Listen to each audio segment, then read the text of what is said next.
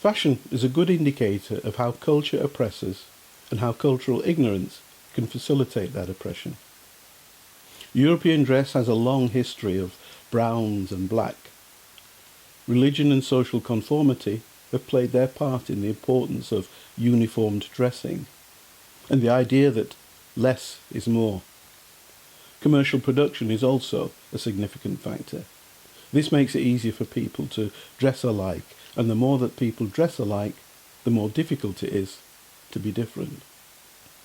Now, whilst colour and decoration exist in European fashion, they can often be seen as exceptional or even theatrical. The wearer of a brightly coloured shirt should be prepared for a string of jibes. Did you get sunglasses with that shirt? You going on holiday?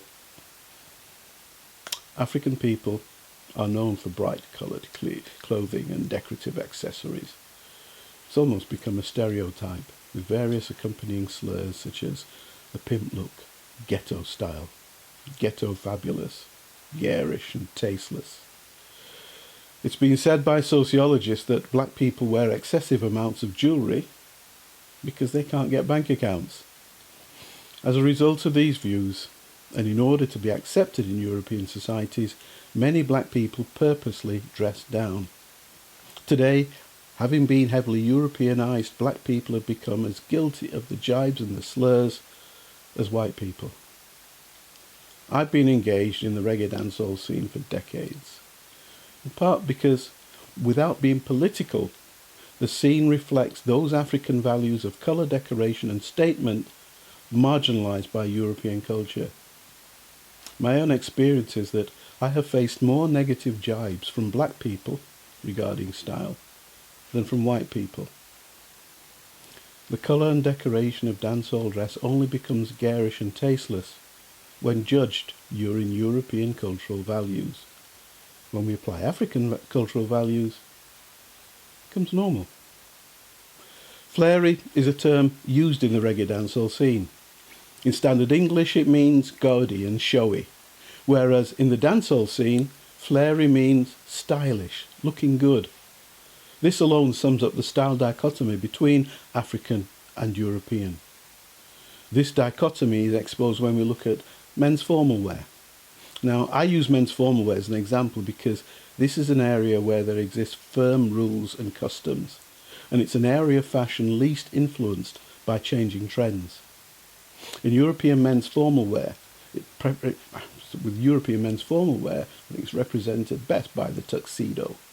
A black suit and a white shirt and a black bow tie, or a white bow tie for more formal occasions.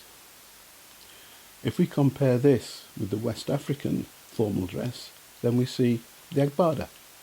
This is an outfit consisting of a large gown made from anything between 5 to 8 yards of fabric, an undervest, trousers and a hat.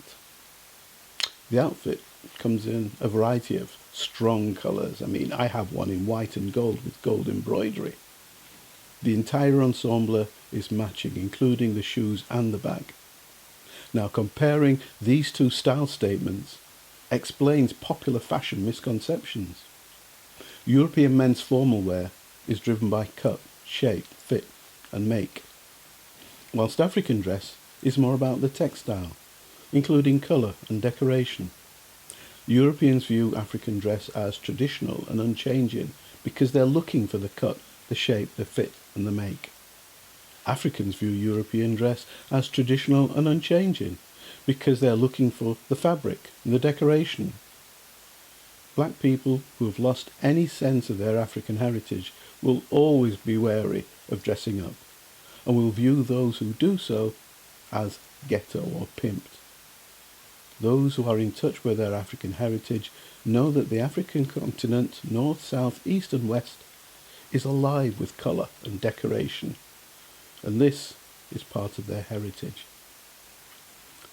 The more informed know that they can engage with their culture and heritage, whether they're wearing an agbada or Gucci. To a certain extent, this is the basis of what many refer to as black style, a phrase that refers less to what black people are wearing than how they're wearing it.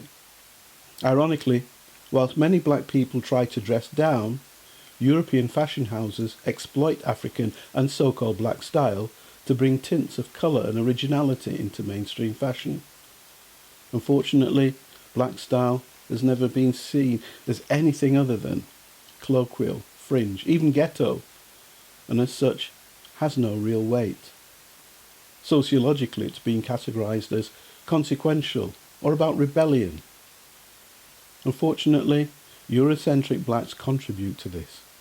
Black stylists, commentators and designers, regardless of where they live or where they're from, are driven by European cultural values, possibly in order to be accepted into what they view as the world of fashion. This is effectively the style equivalent of European imperialism, forcing the use of European values on cultures across the globe. Some talk of injecting aspects of their cultural heritage into their work, not realising that this only makes their cultural heritage peripheral and is little different from a white European designer borrowing from African culture. So is African style restricted to dashikis, agbadas, bobos? Is style only the garment that you are wearing, a garment that anyone can wear? No. Style is not only the garment and or the accessories you wear, but also how you wear them, why you wear them, what statement you're making. All of these reflect your identity. The communication of identity through style happens in all cultures, and in all cultures style values are affected by wider socio-political influences. This essentially defines fashion, not a European industry, but a global phenomenon. The frequency of change and modes of expression differ across cultures, being shaped by history, the political environment, social developments, and commerce. African style is not about the garment, it's about the use of colour, decoration, textile significance, and the power of the statement, particularly in relation to individuality. These factors can be applied to any garment, any accessory, any decoration.